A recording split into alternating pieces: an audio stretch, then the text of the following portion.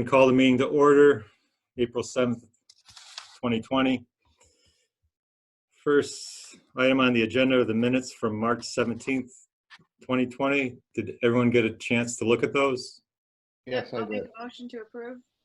Erica made a motion to approve. I'll second it. Vinnie seconded it. Any discussion? All those in favor? Aye. Aye. Everyone said aye. Okay. So moved. Next thing is direct deposit. And this is something that Nancy Skilton really needs to have happen for us. And it currently, there's one person left without direct deposit. We're trying to make it safer for everyone in the office and the fiscal office, and not have people coming into the town hall unnecessarily to sign these checks and everything. And so she would like, as a policy for the town, that a requirement that all employees and retirees subscribe to direct deposit for the safety of everybody. I'll make that motion. Vinnie made the motion. I'll Erica second seconded. it. Any discussion? Yeah, I understand it certainly, and I think it's like good practice and it makes sense, but can we require that? Like, what if somebody has a situation where they just can't do that? Currently, there's no one in the situation that can't do it. Okay, So, all right. all those in This favor? is staying in effect even after this, We could review it, go back to it. okay. And Well, I think adjust it it. makes sense that everybody has direct deposit, but that's just my opinion. It cuts down on costs too. Yep. Yeah. All those in favor? Aye. Aye. Opposed? So moved. Everyone said aye. Okay. Next is the fire pond maintenance, and this is down at Wheeler's Pond, down on 109 Thomaston Road. We put out an RFP for quotes for that. And did everyone get to see those quotes? Yes, I did. Okay.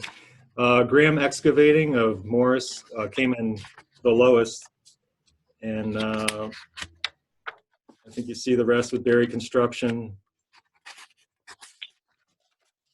Evergreen, for Evergreen, and Andrews Perry, which was quite a bit higher. But Graham Excavating was $7,500. And I think at the same time, we have $10,000 in capital non-recurring for this. So I think at the same time, we may take a look at that dry hydrant and perhaps replace it, have the town crew replace it while we're getting that pond dredged out. Yeah, I'll make a motion. And I would recommend to replace that dry hydrant. Yep. KIC, because that's probably the original one there. Yeah, it's an old one. And if it's cast iron on the bottom, it's probably all rotted out. Okay. Erica, do you second? To approve Graham's. Okay, I'll second it. Okay. Vinnie made the motion. Erica seconded. All in favor? Aye. Aye. All voted aye. So moved. Budget discussion. Kind of due to this issue, the pandemic that we're having right now, and the financial hit that probably most everyone's taking as far as businesses and residents and everything else. I was thinking of proposing, and I wanted your opinion, and make a motion or not, to perhaps freeze the wages on non-union employees for the next fiscal year. It just kind of seems like a good thing to do. It doesn't affect a lot of employees, but I think it's kind of a good sign that the town of Morris is, trying to be fiscally responsible. I do see, there's an effect on the employees that may not get the raise this year. So I'd like to hear what you both think about that.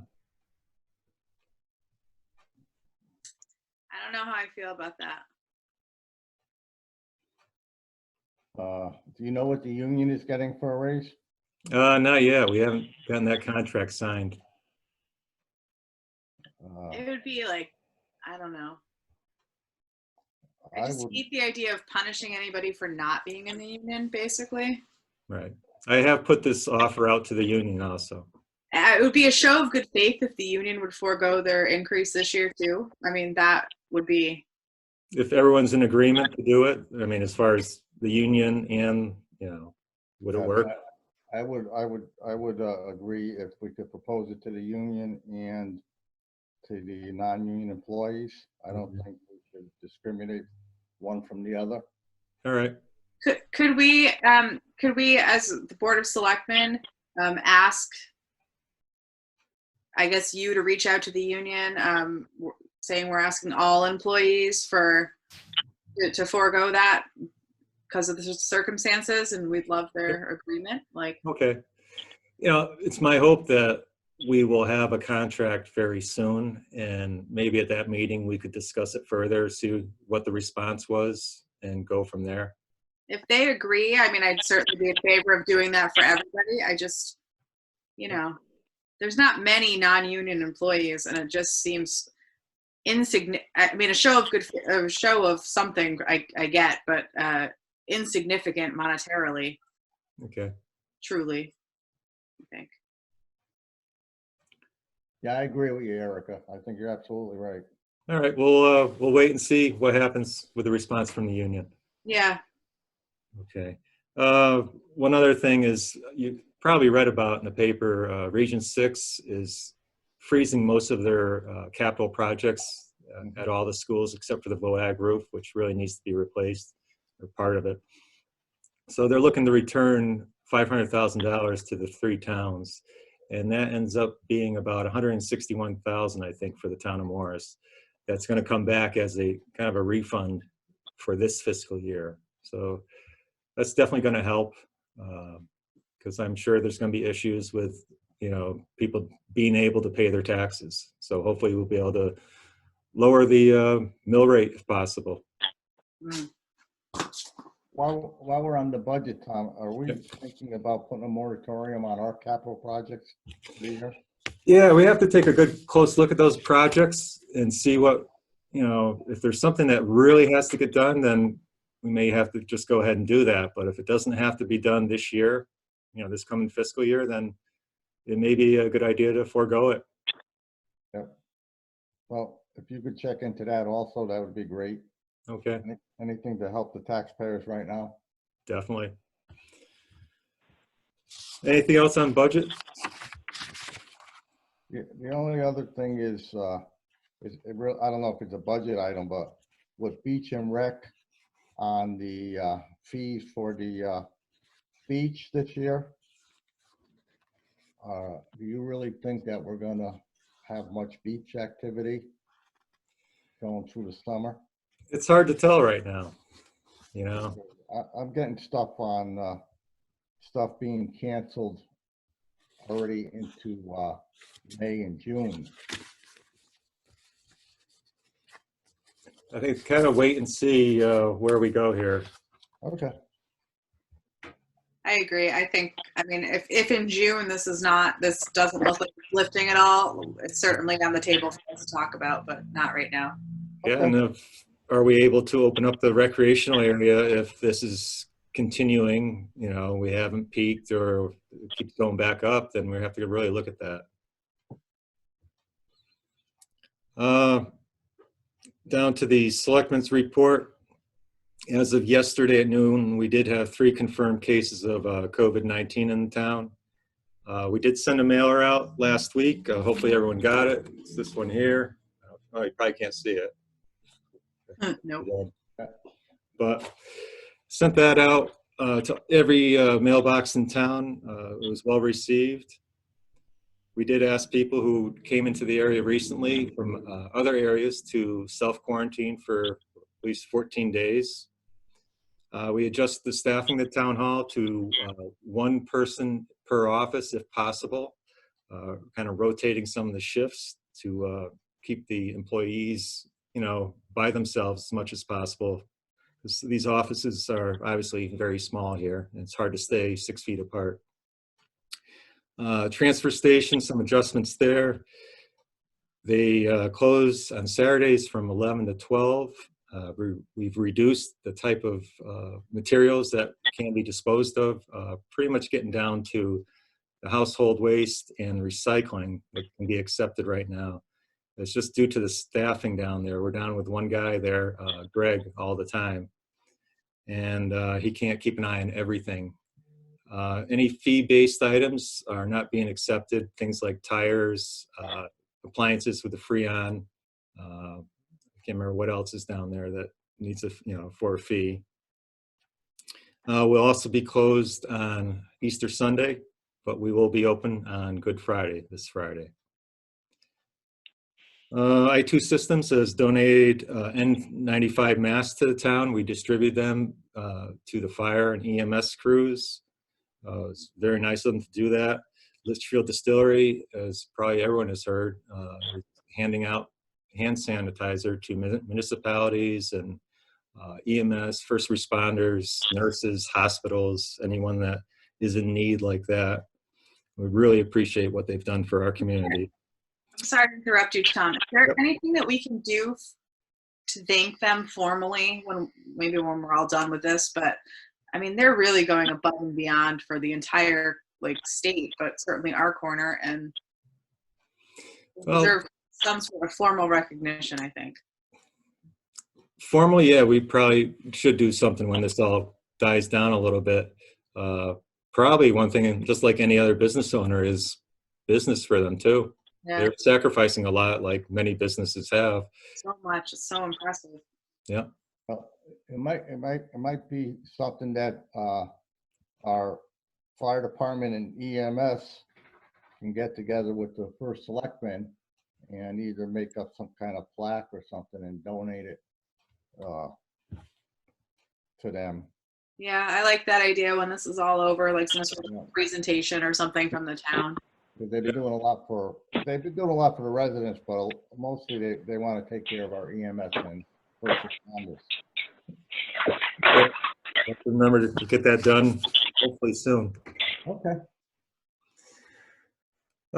Let's see.